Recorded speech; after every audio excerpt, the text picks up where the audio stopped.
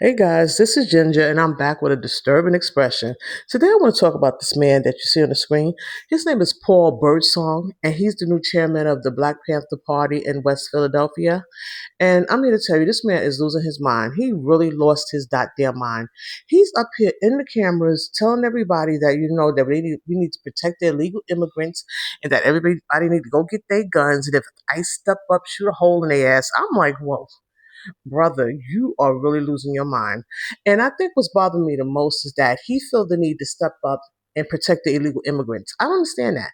And let me just go ahead and put this out there. I understand people want to come in, they want to live a better life, and I'm not against that.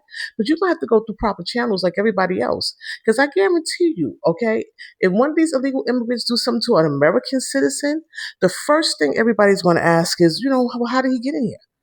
And I did a commentary a while back about this immigrant from Guatemala that came here. He set some woman on fire, and the first thing everybody said was, "How did he get in?" And he not even just breaking here once; he got in here twice. He was deported the first time and made it back in here again. This man don't speak English, lick of English, and he's getting fed, he's being sheltered, and got enough money to buy alcohol. Because they say he's never sober. But the first thing American citizens are going to say was, "Well, how did he get in here?" And yet, I understand, but yet we protect. And then another thing I want to mention that bothers me even more, because a lot of times when these immigrants come here, the first thing they want to do is down American blacks. Even though our ancestors fought for equal rights in this country. Matter of fact, they almost got killed for it, okay? But yet, they come here and they disrespect us, okay? But yet they're benefiting off of our actions, okay? Our hard work, our slaves, no, stand down. You need to stand the hell fuck down. And I mean, you want to go against the military? And then he was telling them, if they got guns, we can get bigger guns. I'm like, yo, dude, what crusade? Why are you on this crusade? Now, I'm going to also say this. He was mentioning about Huey Newton and Bobby Seale and how they came together and formed this Black Panther. But, he said, they said it was for everybody. Now, I don't know, because, my mother told me it was supposed to be for Black Americans. This happened in the 60s. I wasn't born in the 60s, but my mother said 60s was the worst time to be around, okay? She said everybody was protesting at that time. So it was a bad time, and very much necessary, to be honest, she said. But she said it started off as they supposed to be protecting our own. Not protecting everybody else, protecting our own, but let him tell her no. Huey Newton said it was for everybody. Okay.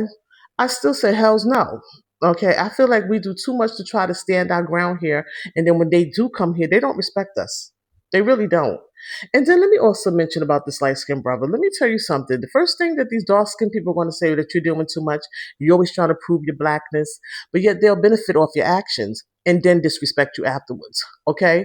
Stop feeling like you got to be the front man for everything. Okay? And truth be told, a lot of the movements that happened back in the 60s were from light-skinned people. And light-skinned men, and I'm even going to go back to Angela Davis, a light-skinned woman, you know what I'm saying? Did more of the protesting while everybody stood behind them. But yet, they keep saying we're the minority within the minority, but we're the ones making the moves. Okay? If you feel you're the most oppressed and that you feel that you're the most black and you're most best to be representing the black race, then you need to be standing where he's standing and telling everybody, well, go ahead and get your guns and shoot a hole through ICE if they fucking step in your way.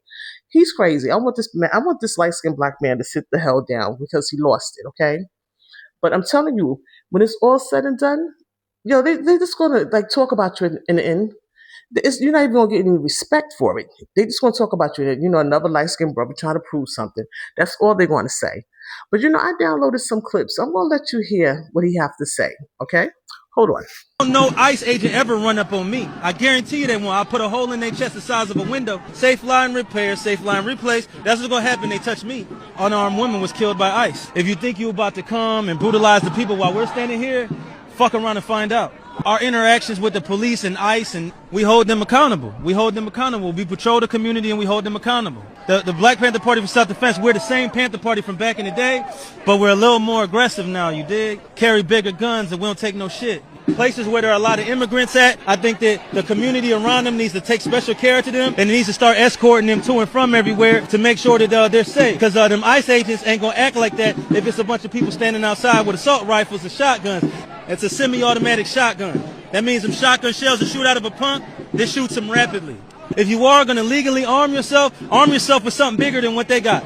Those who serve in the public, they should be fearful of the public. They should be fearful that the public's going to be dissatisfied with their job that they're doing, not feeling like they're tyrants, not feeling like they're bullies because they got guns and body armor and walkie-talkies. That makes them immune to whatever the people would do.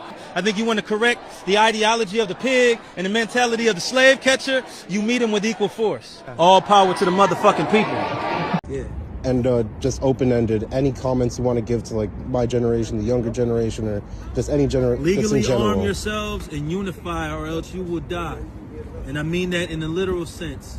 You see on the news all the time, Renee, you know, everybody say her name, Renee. Right? She just got shot in the face by ICE, right? This is a real thing, and they're not gonna stop. And the more they hurt people and get away with it, the more they're going to get that momentum to keep going. So everybody needs to unify and come together, and everybody needs to arm themselves, right? Because the revolution is in the barrel of a gun, whether you believe it or not. You want to be comfortable and you want to be nice. You don't want no confrontation. Look, Huey P. Newton said it the best. Anybody without a gun is either a slave or they're about to be one. You know? So, and people worried about people being scared of him. Huey P. Newton also said this when somebody asked him, don't you think the Black Panther Party is scary? Don't you think it's scaring people? He said, my people have been the ones afraid. Hey, sister, we got free groceries over here. Free hot soup and free clothes. He said, my people be the one afraid for hundreds of years. So if you're saying people scared of us, now that's a compliment. That means we're doing something right. You know what I'm saying? Would you rather be scared of ICE? Would you rather be scared of the slave catcher, the police? Would you rather be scared of the government forces that are working against the people? Or would you rather be them scared to mess with you? That's for you to choose. That's for you to decide. Unify and arm yourself and keep this mentality all the time. All power to the people. All power to the people. Where can people find you? Like on social media? I'm Chairman Paul Birdsong on Instagram. You can find the Black Panther Party for self-defense on TikTok and Instagram. Black Panther Party is split up by chapter, so whatever state you are in, if there's a chapter there, type in BPP and the name of your state and it should pop up. Awesome. The original Black Panther Party here. We have received many emails from people asking what is our official stance on the ICE situation. I need you all to listen and understand what I'm telling you. We, the original Black Panther Party, in good conscience cannot risk life and limb of our people for groups of people who have not risked life and limb for us. Just because we have a common enemy, that does not equate to us having a common problem. This was so, now listen to me. If we had a common problem and enemy, where were the immigrants, or even the black immigrants as a whole, when Breonna Taylor, Tyree Nichols, Trayvon Martin, Rollin Hill, Ahmaud Arbery, Eric Garner, Michael Brown, where were you at when our people are murdered in the streets, slaughtered in cold blood by an agency that now hunts you? But now that injustice has touched your door, we have something in common. The black agenda must come first. We are still working on in-house unification. We cannot afford to divide our ranks to help individuals who have not been reciprocatory. Black citizens, we are not the target. Sure, like anything else, a few black citizens get stopped, hassled, and ID'd. That's been happening to us for 400 plus years. The difference now is we aren't who they're looking for. We don't mean this in a harsh way to any community that migrated here and are targets of ICE. But legal or illegally, this has been our experience since our shackled feet touched the Virginia soil. Welcome to America. All power to the people. Chairman Paul Birdsong reporting for At the Community Defense Duty. Listen, two things that I need to run by you. Thing number one is, a lot of people are saying that we should not stand up against ICE because we're standing for people that aren't us. And Black Panthers only stand for black people. That is a lie. Huey P. Newton said that we are internationalists and we stand with all oppressed people no matter what color they are. That's the founder of the Black Panther Party that said that. So everybody who's running around talking about Black Panthers don't stand up for people other than black people don't know a damn thing about the Black Panther Party. That's thing number one.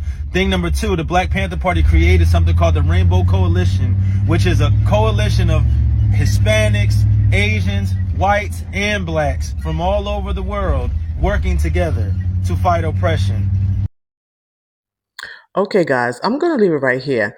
Now, I'm going to still say this, and I said it before. If he's going to stand up for anything, to me, this is just my opinion, he should stand up for American blacks. We always include everybody into this, whenever we're trying to, get some handle or done, we always include everybody in it. But to me, when everybody else is struggling, we're not a thought. I'm so sorry. We're not. I mean, if he's going to do all of this, I think he should do it for his own people, okay? And I mean, I really hope this man stand down because, I mean, they will kill his ass, okay? And I would hate to know that he died trying to protect someone that's not of him. I'm just gonna put that out there, But as usual, make sure make sure this get into the algorithm, please. Make sure you hit that like button, subscribe, share, and comment, and of course, go look at some of my older commentary. Until next time.